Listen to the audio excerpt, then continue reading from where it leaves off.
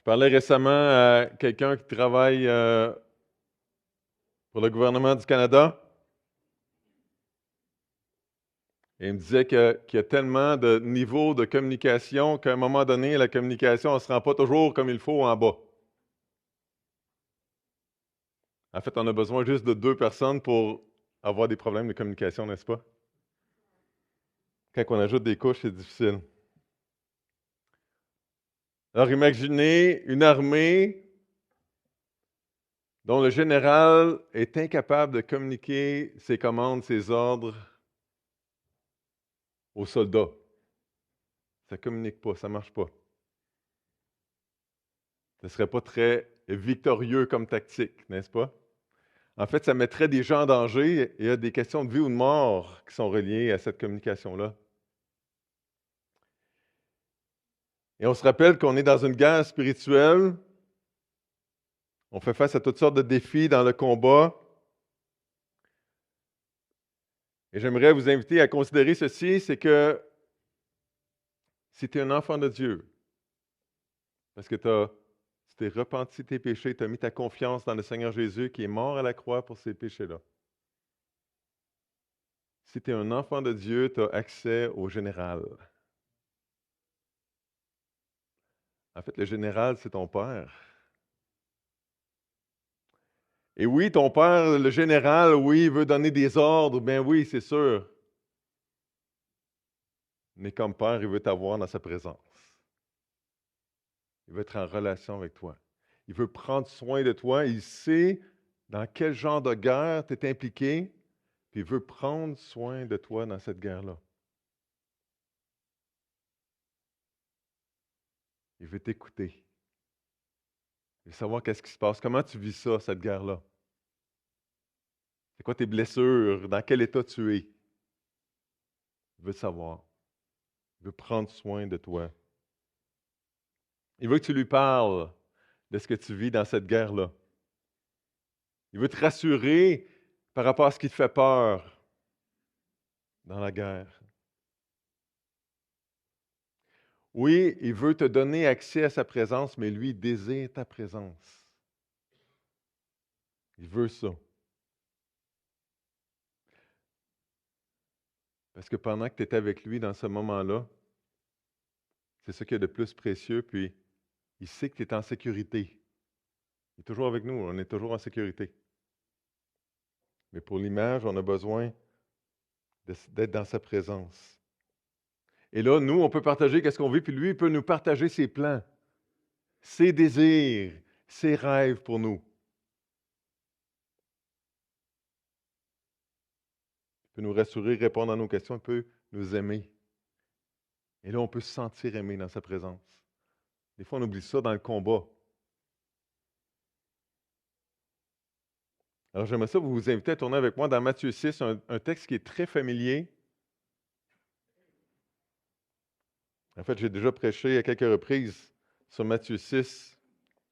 Et s'il y a des choses qui vous semblent familières, c'est parce qu'on a déjà parlé, c'est normal, oui. Et Paul a dit qu'il ne se lassait pas de répéter.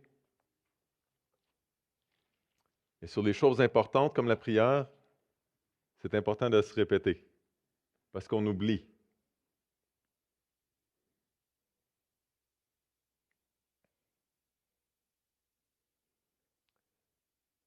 Donc, dans Matthieu 6, on va lire le texte au fur et à mesure. J'aimerais ça qu'on prie avant de placer nos yeux dans le texte biblique. Alors, Papa du ciel, ce matin, alors qu'on va réfléchir à la prière, on va voir ce que Jésus avait à nous dire sur la prière. Seigneur, on veut te donner toute notre attention. On veut chasser de notre esprit ce qui pourrait nous distraire. On a besoin de ton aide même pour ça.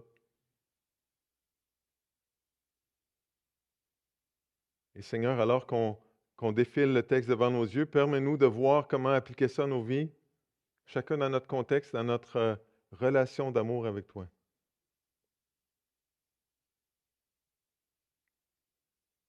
Et qu'on puisse Donner la priorité aux choses qui sont prioritaires pour toi. Et on te prie ce matin au nom du Seigneur Jésus. Amen. OK, donc le Seigneur Jésus enseigne au moins 3 choses sur la prière dans ce texte-là. Et juste le texte, la portion de Matthieu 6 sur la prière pourrait faire l'objet d'une série de prédications. Donc, on ne partira pas satisfait ce matin. Il y a encore des choses à dire, à réfléchir là-dessus. Mais Jésus enseigne que, premièrement, quand nous prions, Dieu récompense la présence plutôt que la prestance. La prestance, c'est de se montrer ou d'essayer de gagner la faveur ou l'attention des gens. Dieu favorise la présence plutôt que la prestance. Je vais dire quelque chose ce matin qui risque d'être mal interprété. Je vais essayer d'être nuancé puis d'être clair. Il y a des gens qui lisent la Bible en cherchant toutes sortes en filtrant les choses, puis qui expliquent la Bible en disant que si on fait les bonnes choses, Dieu va nous bénir, va nous donner l'abondance d'argent, va nous donner la santé parfaite et tout ça. Je ne vois pas ça dans les Écritures, là. Et je pense qu'il y a un danger à ça. Un grand danger de passer à côté des choses importantes. Puis quand il arrive des choses difficiles, de dire, OK, c'est pas vrai ce qu'il y a dans la Bible, alors que c'est pas ça que la Bible dit.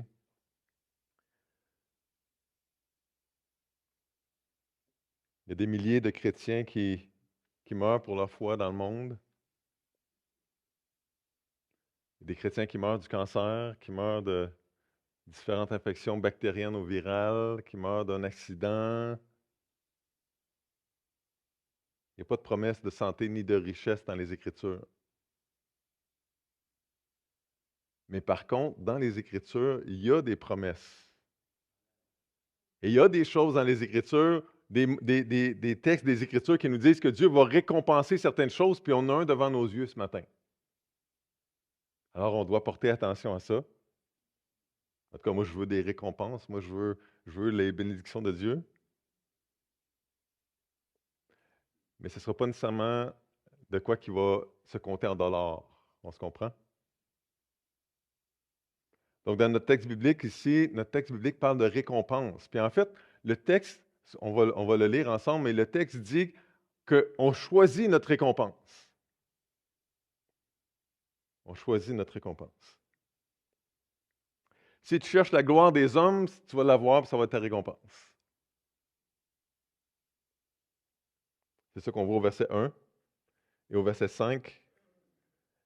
Au verset 1, Matthieu 6, verset 1, « Gardez-vous de pratiquer votre justice devant les hommes pour être vus, autrement vous n'aurez point de récompense auprès de votre Père qui est dans les cieux. » Et là, Jésus parle de la générosité, de partager nos biens. Puis au verset 5, il parle de la prière. Il dit, « Lorsque vous priez, ne soyez pas comme les hypocrites qui aiment à prier debout dans les synagogues et au coin des rues pour être vus des hommes. Je vous le dis en vérité, ils ont leur récompense. » Donc, tu choisis ta récompense, la gloire des hommes, ou une récompense qui vient de Dieu. Quand on cherche la gloire, on est en train de prendre quelque chose qui appartient à Dieu, puis de le prendre pour nous. On est en train de voler la gloire de Dieu. Mes amis qui répètent ça souvent. Le problème, c'est qu'on a été créé pour la gloire de Dieu, pour entrer dans sa gloire, pour la partager avec lui, pas pour lui voler, pas pour l'avoir pour nous.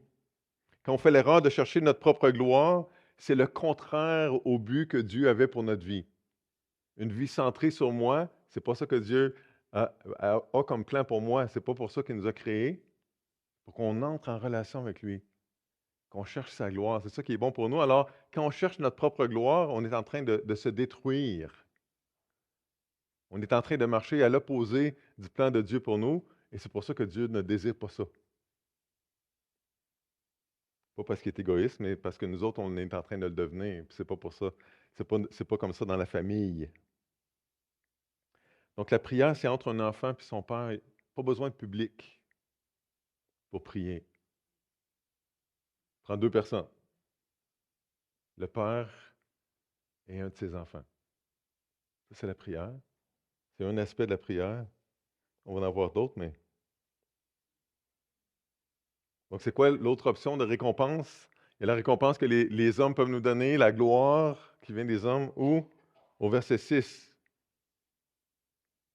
Quand tu pries, entre dans ta chambre, ferme ta porte et prie ton Père qui est là dans le lieu secret, et ton Père qui voit dans le secret te le rendra.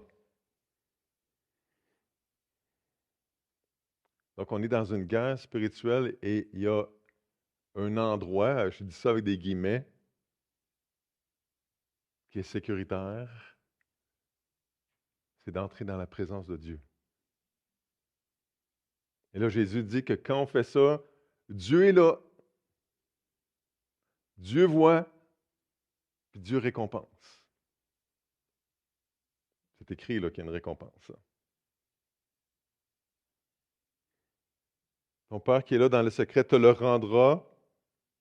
Ça veut dire que Dieu va récompenser, Dieu va te repayer. C'est comme si Dieu considérait qu'il avait une dette envers toi quand tu prends le temps d'aller dans sa présence.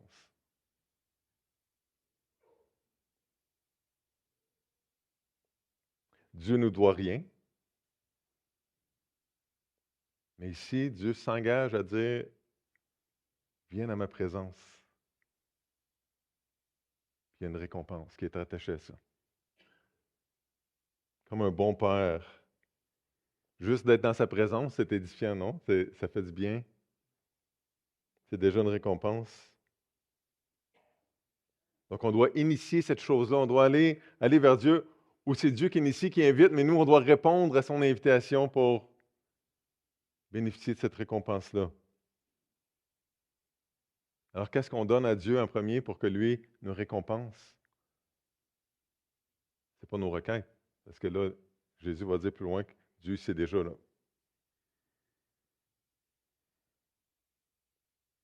C'est possible que ce soit juste notre présence, juste notre attention, et que quand on donne notre attention à Dieu, il récompense ça.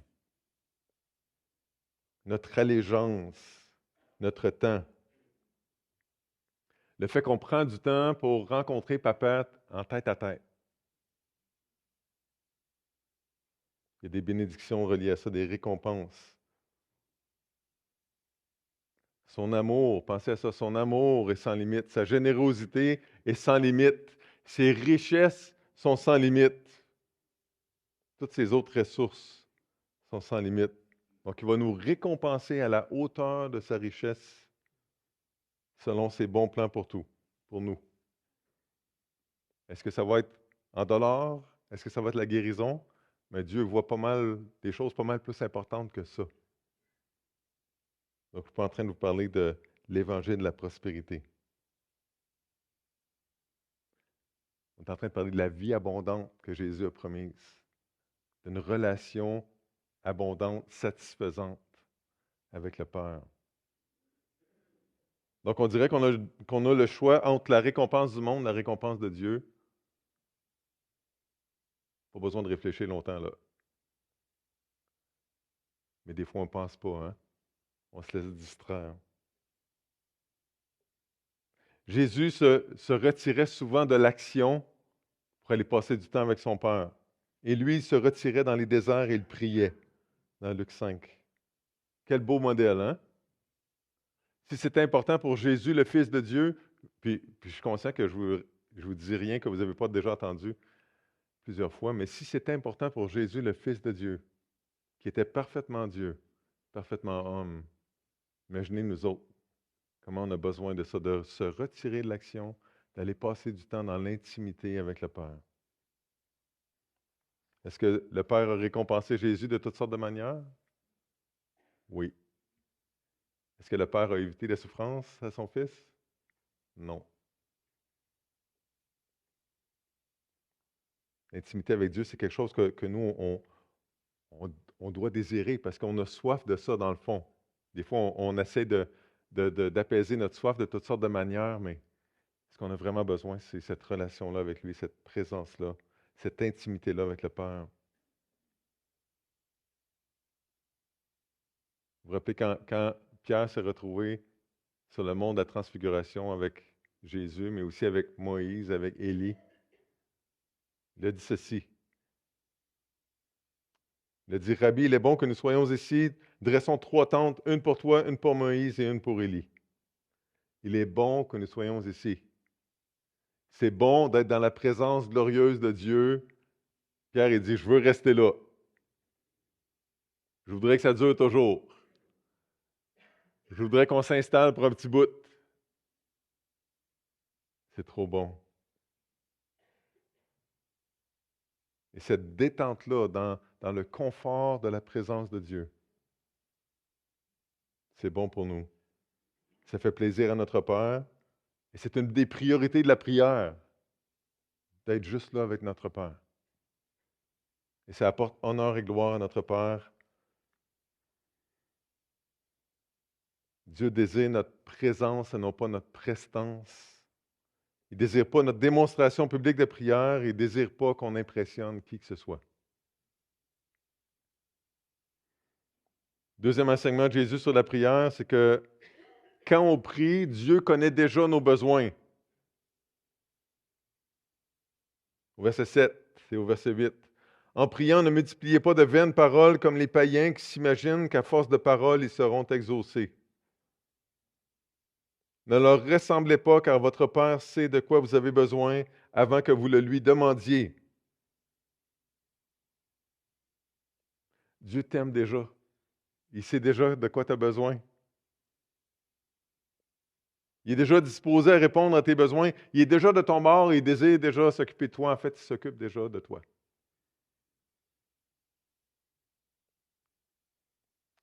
Donc, ça ne sert à rien de multiplier les paroles. De répéter toujours « S'il te plaît, s'il te plaît, s'il te plaît, s'il te plaît, s'il te plaît », comme les enfants. Des vaines paroles pour l'impressionner, pour gagner son attention, pour mériter d'être exaucé. On a déjà son attention. Ici, dans le texte original, ça parle d'utiliser le même mot encore et encore ou d'utiliser des mots qui n'ont pas de sens du blablabla. C'est pas ça qui intéresse Dieu. Il veut notre attention. Il sait déjà de quoi on a besoin. Oui, on lui présente nos requêtes, nos besoins qu'on perçoit. Ben oui, c'est sûr, c'est écrit ailleurs. Mais ce n'est pas ça la priorité.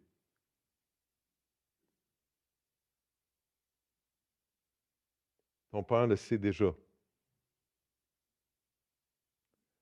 Ton Père n'est pas un administrateur du gouvernement qui ne sait pas qu'est-ce qui se passe sur le terrain, qui ne sait pas qu'est-ce qui se passe dans ta vie. Il sait très bien qu'est-ce qui se passe dans ta vie. Il y a tout un système de moniteurs, de caméras là, qui regardent puis il voit tout là. En fait, il est là. Il sait. Il n'est pas enfermé dans son bureau, dans ses quartiers généraux.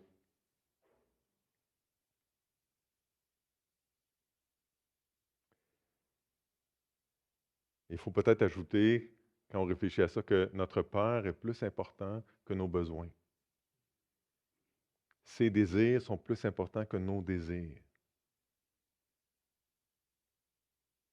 En fait, notre plus grand besoin, c'est d'une relation avec lui, donc c'est ça qu'il faut qu'on lui demande le plus. C'est pour cette relation-là que Jésus est mort sur la croix, qui a versé son sang pour qu'on puisse régler la question du péché pour pouvoir entrer en relation avec lui.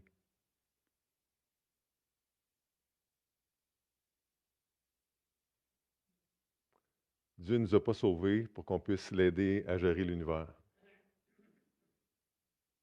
Il nous a sauvés pour qu'on soit en relation avec lui. Quelqu'un m'a déjà résumé la prière comme ceci. La prière, c'est simple. On demande, Dieu exauce. Mauvaise réponse. Mauvaise réponse. Ça voudrait dire que c'est moi Dieu, puis Dieu est mon serviteur. En fait, il y a plusieurs chrétiens qui abandonnent la foi quand Dieu ne répond pas à leur prière. Ils disent « ça ne marche pas ». Sauf que Dieu ne s'est jamais présenté comme le Père Noël, qui répond à toutes nos demandes. Donc, je fais un petit rappel amical ce matin, que j'ai déjà fait d'ailleurs. Mais c'est le Seigneur qui est le Seigneur, ce n'est pas moi. C'est moi qui suis à son service et non pas lui à mon service. C'est moi qui est l'esclave de Christ et non pas lui qui est mon esclave. C'est Dieu qui décide. C'est Dieu qui voit plus loin. C'est Dieu qui est le plus sage. C'est Dieu qui m'aime le plus. Et si Dieu n'exauce pas mes prières, il reste un bon Dieu. Il reste un Dieu aimant. Il reste un Dieu sage, tout-puissant, glorieux, digne de louange. Dieu ne me doit rien. Rien d'autre que ce qu'il veut bien me devoir. C'est lui qui décide. Rien d'autre que ce qu'il veut me donner dans sa grâce, dans sa sagesse, dans son amour. Donc la prière, ce n'est pas une liste de cadeaux de Noël qu'on veut avoir. La prière, c'est d'abord une relation à deux sens avec le Dieu de l'univers, le maître de l'univers et le nôtre. Ce n'est pas à propos de moi, ce n'est pas à propos de mes besoins. Et je répète, pour être équilibré, qu'il y a une très bonne place pour présenter nos besoins, nos requêtes à notre Dieu. Il veut nous entendre. Il veut savoir qu'est-ce qu'il y a sur notre cœur, qu'est-ce qu'on vit. Ça l'intéresse, même s'il sait déjà.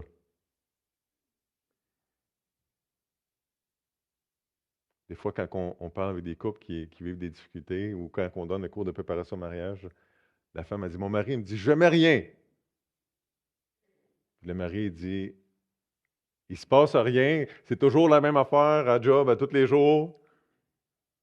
Et là, la bonne réponse, c'est, dis-y quand même. Même affaire qu'hier. Ta, ta, ta, ta, ta, ta, ta, ta, ta. Dieu, il veut savoir. Il veut qu'on lui dise même s'il sait déjà.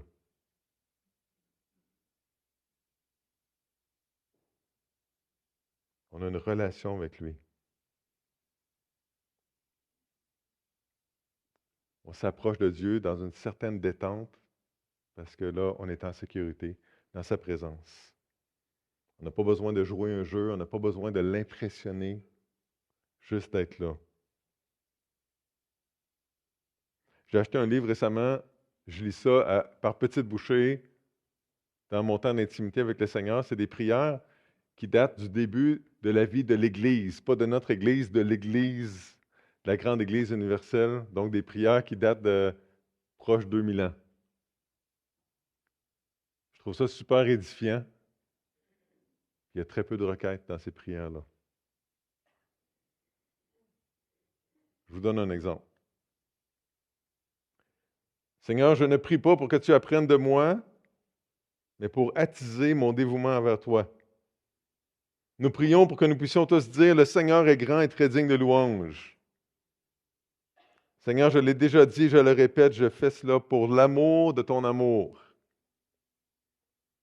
Car nous aussi nous prions, et pourtant la vérité, c'est-à-dire Jésus lui-même a dit, votre Père sait ce dont vous avez besoin avant que vous ne le lui demandiez. Dans Matthieu 6,8. C'est donc notre affection que nous mettons devant toi en confessant nos misères et tes miséricordes envers nous. Par la prière, tu peux nous libérer entièrement. Par la prière, nous pouvons cesser d'être misérables en nous-mêmes et nous pouvons être bénis en toi. Par la prière, nous voyons comment tu nous as appelés à devenir pauvres en esprit, doux, affligés, ayant faim et soif de justice. Par la prière, nous apprenons à devenir miséricordieux, purs de cœur et artisans de paix. Voici, je t'ai dit beaucoup de choses, comme je le pouvais, comme je le voulais, parce que tu as d'abord voulu que je m'adresse à toi, Seigneur Dieu, car tu es bon et ta miséricorde dure à toujours. Amen. Il faudrait que je la relise ou il faudrait que vous l'ayez devant les yeux. Hein? C'est riche là. Une belle prière centrée sur Dieu et non pas sur moi et mes besoins. Pas vraiment de requête. Je répète, c'est correct qu'on présente nos requêtes à Dieu. Là. Mais ce n'est pas ça qui est prioritaire. C'est ça que Jésus a dit. Dieu sait déjà nos requêtes. Et troisième enseignement de Jésus sur la prière, c'est que quand on prie, Dieu désire avoir la priorité. Donc au verset 9, voici donc comment vous devez prier. On l'a chanté tantôt. Plusieurs d'entre nous avons appris à répéter ce petit bout des Écritures-là par cœur. mais en pensant qu'à force de le répéter, Dieu répondrait à nos prières. Et on voit justement que ce n'est pas ça l'idée du tout. Notre Père qui es aux cieux, que ton nom soit sanctifié, que ton règne vienne, que ta volonté soit faite sur la terre comme au ciel.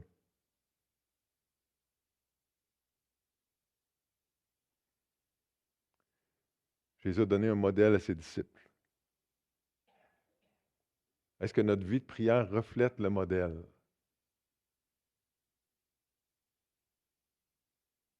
Notre Père est notre grand général et il veut notre attention. Notre Père qui es aux cieux.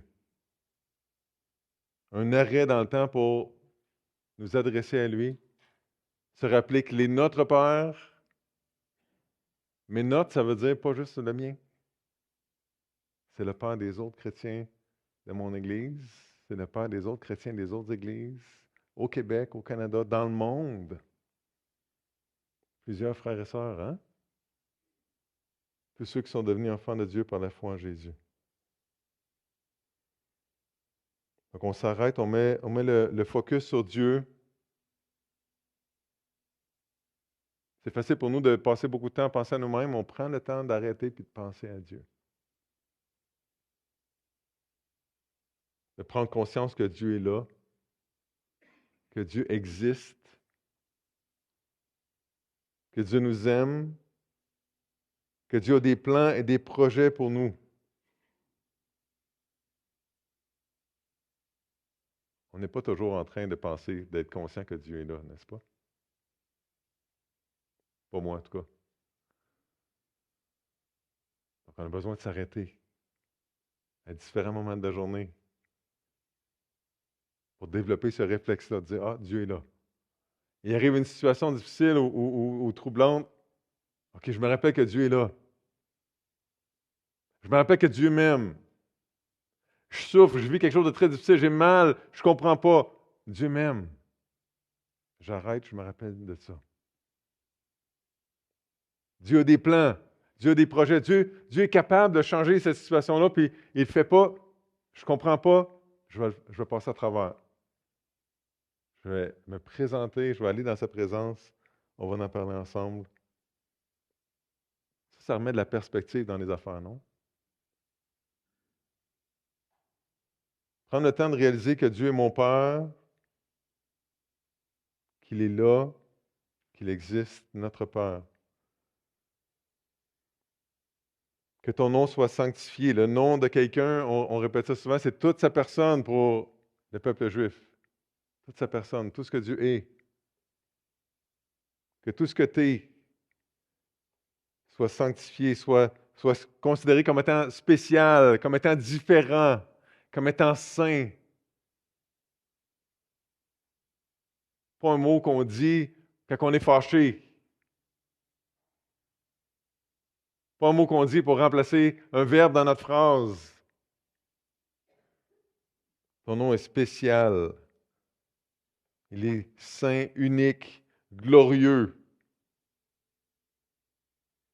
Que ton nom soit sanctifié, Seigneur, que tout le monde puisse te considérer comme étant spécial, mais ça va commencer par une personne, ça va commencer par moi. Aide-moi, Seigneur, parce que même moi, j'ai de la misère. Que ton nom soit sanctifié dans ma vie en premier. Prier, c'est faire ma part pour que les autres puissent trouver Dieu spécial. Je veux participer à ça, Seigneur. Je veux que les bottines suivent les babines. Je te le demande dans la prière, je veux le vivre dans ma vie, puis je veux entraîner les autres à considérer ton nom comme étant spécial. Ta personne. Que ton nom soit sanctifié, que ton règne vienne, que ta volonté soit faite sur la terre comme au ciel.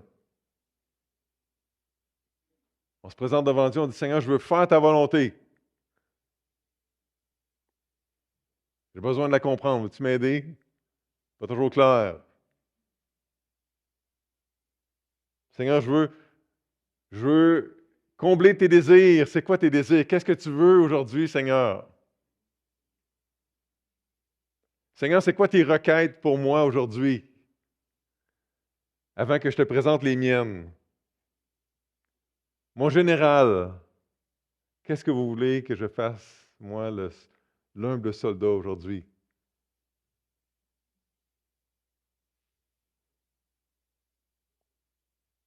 Seigneur, ton règne, pas mon règne. Ta gloire, Seigneur, pas ma gloire.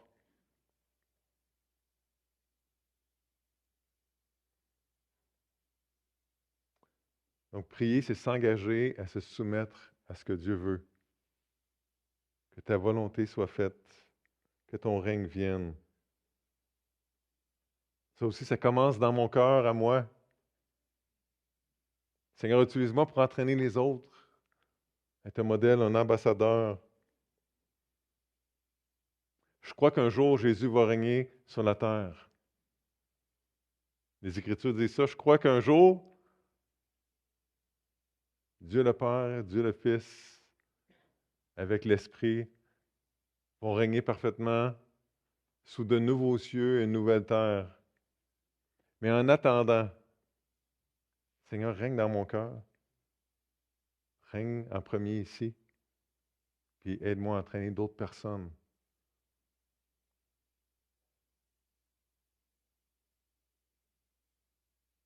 C'est pas mal de présenter des requêtes, mais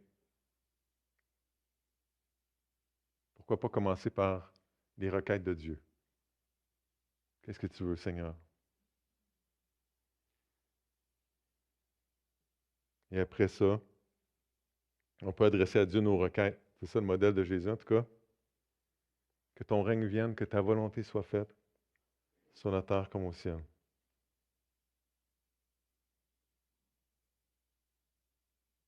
Pourquoi est-ce que mes requêtes passent après la gloire de Dieu? Parce que Dieu est plus important que moi.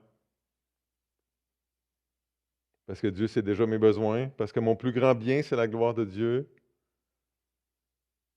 Parce que je reconnais que tout vient de Dieu. Et peut-être que la fin du verset 13 n'était pas dans le texte original, car c'est à toi qu'appartiennent dans tous les siècles le règne, la puissance et la gloire. Mais c'est logique qu'on adresse nos requêtes personnelles à Dieu parce que c'est à lui qu'appartiennent le règne, la puissance et la gloire. Contempler la gloire et la puissance de Dieu va nous donner de la sagesse dans nos requêtes, puis va nous donner de l'espoir quand on présente nos requêtes. On va comprendre qu'on s'adresse à la bonne personne, que Dieu est capable de répondre à nos requêtes, de faire une différence. Ça va remettre nos besoins à leur place, nous donner de la perspective. Si je me considère comme étant le centre de l'univers, je ne serai jamais satisfait de la réponse de Dieu à mes prières. Jamais. Donc, c'est après avoir prié pour Dieu que Jésus nous invite à prier pour nous. Après avoir contemplé Dieu, on contemple notre situation ou on lui partage notre situation, nos besoins, que le Père connaît déjà. Donne-nous aujourd'hui notre pain quotidien,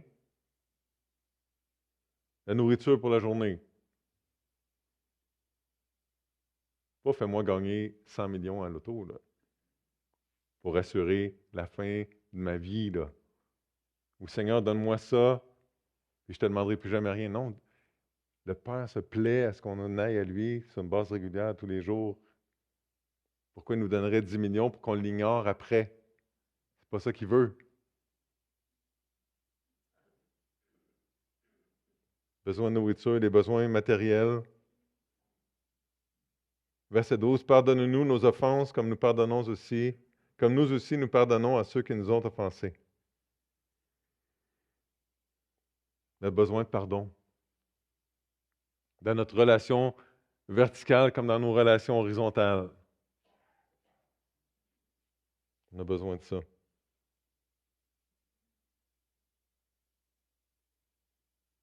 puis notre besoin de protection contre la tentation et les pièges du malin. Ne nous induis pas en tentation, mais délivre-nous du malin. On est dans un combat spirituel.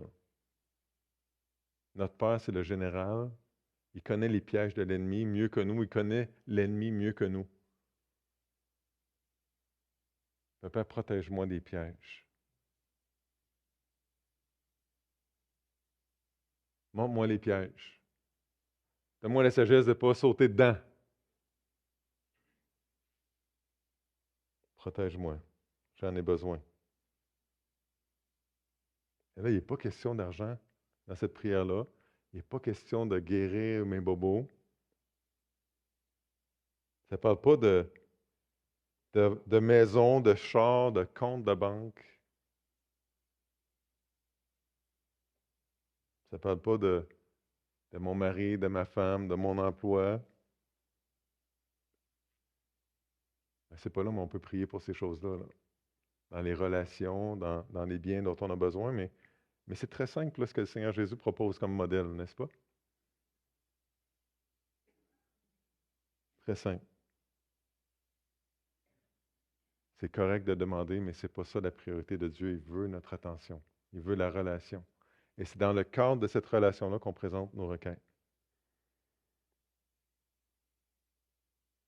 Donc, dans la prière que Jésus nous a laissée, il nous invite à consacrer la moitié de nos efforts dans la prière à Dieu. Et après ça, on lui parle de nos besoins, de nos requêtes. Sérieusement, là, ceux qui avaient des enfants, est-ce que vous seriez satisfait d'une relation où vos enfants vont vers vous seulement pour vous demander des choses? Non. Il y en a qui savent c'est quoi? C'est pas ça qu'on désire comme relation avec nos enfants. On veut un échange, quelque chose de vrai. On veut pouvoir passer du temps ensemble, pas juste leur voir la face quand ils ont besoin d'argent ou quelque chose d'un coup de main. Dieu est comme ça. C'est mieux que rien, mais c'est pas ça qu'on désire. Hein?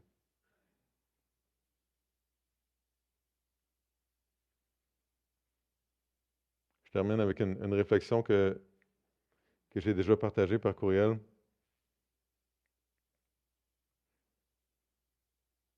Je ne peux pas prier si je ne peux pas prier notre.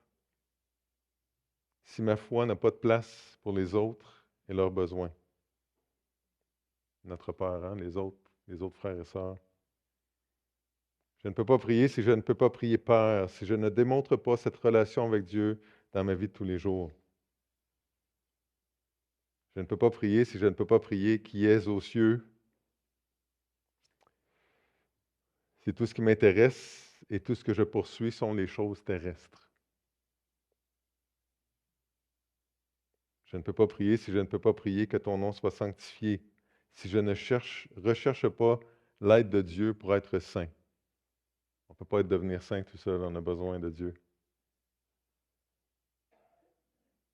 Je ne peux pas prier si je ne peux pas prier que ton règne vienne, si je ne suis pas prêt à laisser Dieu diriger ma vie. Je ne peux pas prier si je ne peux pas prier que ta volonté soit faite, si je ne suis pas prêt à ce que sa volonté soit faite dans ma vie, ou si je l'accepte avec ressentiment, avec colère, avec résistance. Je ne peux pas prier si je ne peux pas prier sur la terre comme au ciel, si je ne suis pas vraiment prêt à servir Dieu ici et maintenant. Je ne peux pas prier si je ne peux pas prier, donne-nous aujourd'hui notre pain quotidien. Si je ne fais pas l'effort de le gagner ou si je ne le partage pas avec mon prochain, si je ne partage pas avec mon prochain le pain que j'ai déjà reçu. Donne-moi plus de bien, Seigneur, mais je ne partage pas ce que ceux que j'ai. Quel père voudrait encourager son enfant dans ce sens-là? Hein? Je ne peux pas prier si je ne peux pas prier. Pardonne-nous nos offenses comme nous aussi nous pardonnons à ceux qui nous ont offensés. Si je continue à garder rancune contre qui que ce soit. Père, moi je pardonne pas, mais toi, pardonne-moi, s'il te plaît. Ça ne marche pas. Hein? Je ne peux pas prier si je ne peux pas prier. Ne nous induis pas en tentation, mais délivre-nous du malin. si je choisis volontairement de rester dans une situation où je suis susceptible d'être tenté. Délivre-moi, mais moi, je ne fais pas d'effort pour éviter la tentation. Ça ne marche pas. Et finalement, je ne peux pas prier si je ne peux pas prier, car c'est à toi qu'appartiennent dans tous les siècles le règne, la puissance et la gloire. Si je ne reconnais pas et ne me soumets pas à la souveraineté de Dieu, si je ne reconnais pas que chaque personne et chaque chose est sous son contrôle.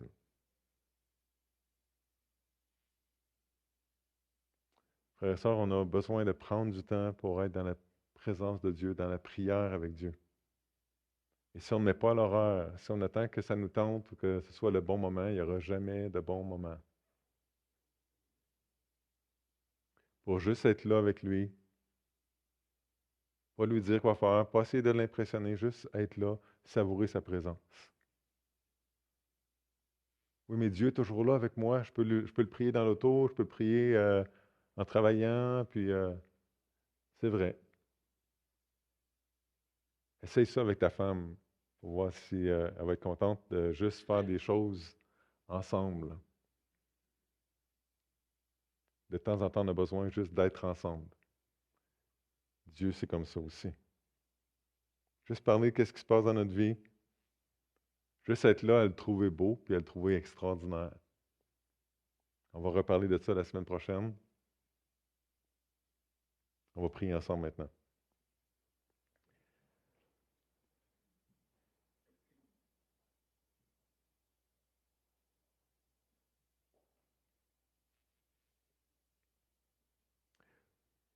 Alors, Papa du ciel, on veut profiter de l'invitation des Écritures ce matin.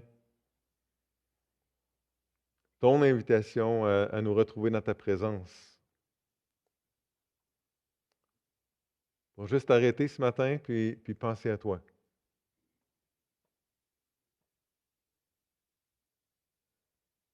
Seigneur, ce matin, on veut réaliser que tu es là avec nous. On va te bénir pour ta présence.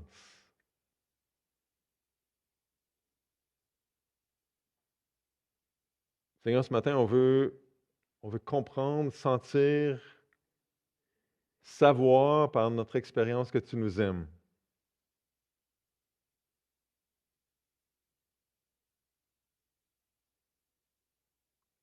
Seigneur, ce matin, dans cette réflexion-là, on veut mettre tes désirs devant les nôtres, ta personne devant la nôtre.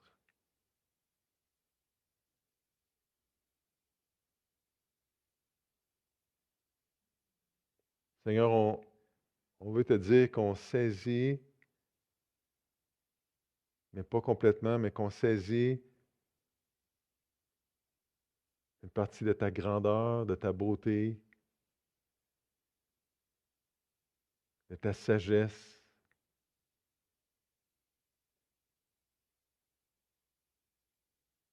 On est reconnaissant pour le fait que tu nous as adoptés.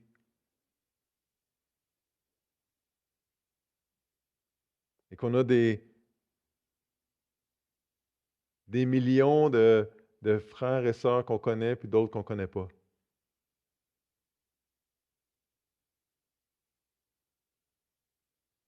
Et Seigneur, on te répète ce matin que tu es différent de nous, qu'on saisit ça, mais que tu désires notre présence.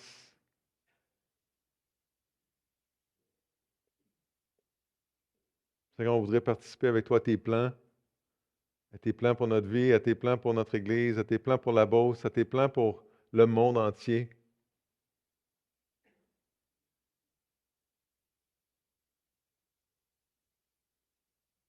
Merci parce que tu connais déjà nos besoins, puis tu fais déjà qu'est-ce qu'il y a de meilleur pour nous.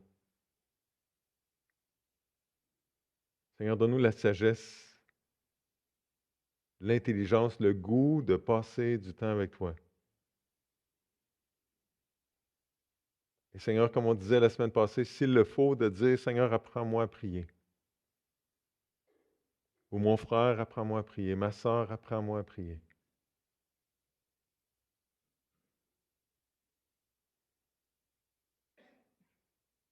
qu'on puisse être une source de joie extraordinaire, une source de gloire pour toi, Seigneur. Et que nous, on retire ces récompenses-là que tu choisiras de nous donner en réponse à notre temps d'intimité avec toi. Et Seigneur, il n'y aura pas de plus grande récompense que juste ce privilège-là d'être avec toi.